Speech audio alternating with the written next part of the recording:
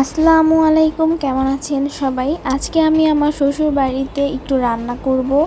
আর এই মাছগুলো আমি রান্না করব, এটা রুই না কালীবাউস মাছ যেন, আমার আসলে খেয়াল নেই। তো ফার্স্টে আমি মাছগুলোতে লবণ, হলুদের গুঁড়ো, মরিচের গুঁড়া দিয়ে ভালোভাবে মেখে নিয়েছিলাম। আর তারপরে এই মাছগুলো হাই হিটে ভেজে নিচ্ছি। সবগুলো মাছ আমি এইভাবে ভেজে নিয়েছি ভালোভাবে। এখন এই মাছগুলো আমি ভুনা করে নিব। প্রথমে তেলটা গরম হওয়ার পরেই আমি পেঁয়াজ কুচি দিয়ে দিচ্ছি। পেঁয়াজটা একটু ভালোভাবে ভেজে নিব, ব্রাউন কালার আসা পর্যন্ত। এখানে পেঁয়াজগুলো লাল লাল করে ভেজে নিয়েছি। এখন আমি প্রয়োজনীয় সব মশলাগুলো দিয়ে দিচ্ছি।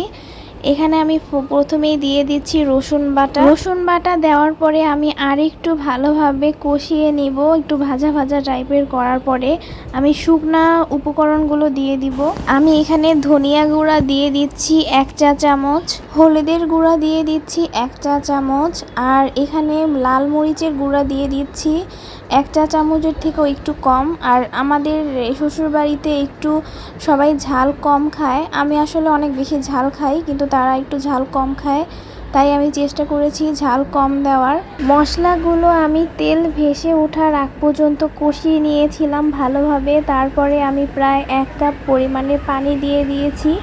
আর এই পানিটা ফুটে উঠলেই আমি এখানে মাছগুলো দিয়ে দিয়েছি। আর এখন আমি 10 থেকে 15 মিনিট এই মাছগুলো রান্না করে নিব। আর হ্যাঁ, আর একটা কথা বলতে ভুলে গিয়েছিলাম, আমি কিন্তু এখানে লবণ আর জিরা গুঁড়ো দিয়ে দিয়েছি, কিন্তু বলতে আমি ভুলে গিয়েছিলাম। এইভাবে আমি 10 থেকে 15 মিনিট মাছটা রান্না করে নিব। আর শেষে এখানে ধনিয়া পাতা দিয়েছি। আর সাথে আমি লবণও চেক করে নিয়েছিলাম যে ঠিক আছে কিনা। ফাইনালি আমার মাছ রান্না করা ডান। আর অনেক দিন পরেই শ্বশুরবাড়িতে রান্না করলাম, আমার তো রান্না করতে ভালোই লাগে। আর কেমন হয়েছে আমার রান্নাটা অবশ্যই সবাই কমেন্টে জানাবেন। আল্লাহ হাফেজ।